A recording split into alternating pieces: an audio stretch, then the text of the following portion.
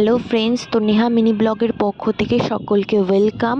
তোমরা সবাই কেমন আছো? আশা করি সকলে ভালো আছো, আমিও খুব ভালো আছি। তো আজকে যে রেসিপিটা তোমাদের দেখাবো সেটা অনেকেই হয়তো অনেক রকমভাবে খেয়ে থাকবে, কিন্তু আমি একটু অন্যরকমভাবে খেয়েছি। তো তোমরা যদি প্রথম থেকে ভিডিওটা শেষ পর্যন্ত দেখতে থাকো তাহলে তোমরা বুঝতে পারবে যে আমি কি এখানে অ্যাড করেছি আর আমার অন্যরকম জিনিসটা ঠিক কী বলতে চাইছি সেটাও তোমরা বুঝতে পারবে। তো ফার্স্টে দেখো, কড়া বসিয়ে কড়াটা গরম করে তাতে তেল দিয়ে দিয়েছিলাম। তেলটা ভালো করে গরম হয়ে যাওয়ার পরে ওতে কালো জিরে অ্যাড করেছিলাম। কালো জিরে আর তেলের সাথে হালকা একটু নাড়াচাড়া করে তাতে আমি কি দিয়েছি এবার তোমরা দেখতে পাবে।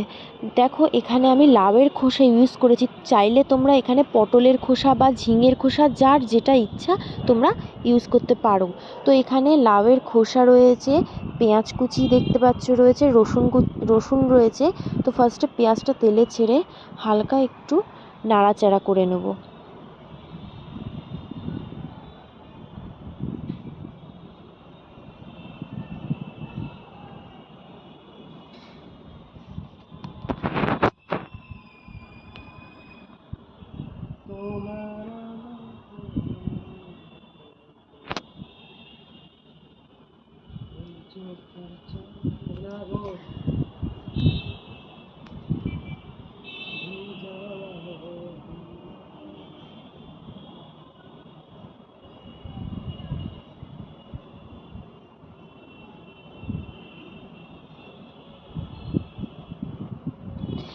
গ্যাসের ফ্লেমটা লোতে রেখেছিলাম যাতে পেঁয়াজটা খুব বেশি পুড়ে না যায়। তো দেখতে পাচ্ছ হালকা একটা বাদামি রং এসছে। তো তারপর আমি ওখানে নুন আর হলুদ অ্যাড করে দিয়েছিলাম, দিয়ে আবারও একটু নাড়াচাড়া করব।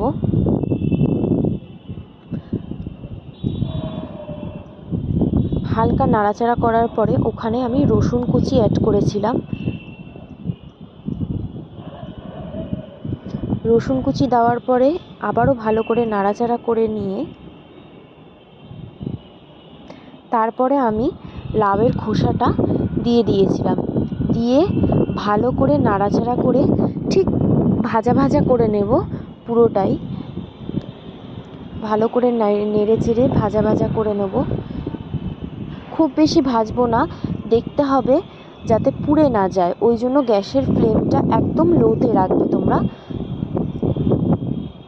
তো আগে যেহেতু নুন দিয়েছিলাম সেই জন্য আমি আর এখন নুন অ্যাড করব না, যেহেতু পেঁয়াজ দেওয়ার পরে আমি নুনটা দিয়েছিলাম তাই জন্য এখন আর নুন ইউজ করছি না। তো একটু হালকা লাল করে ভেজে নেব।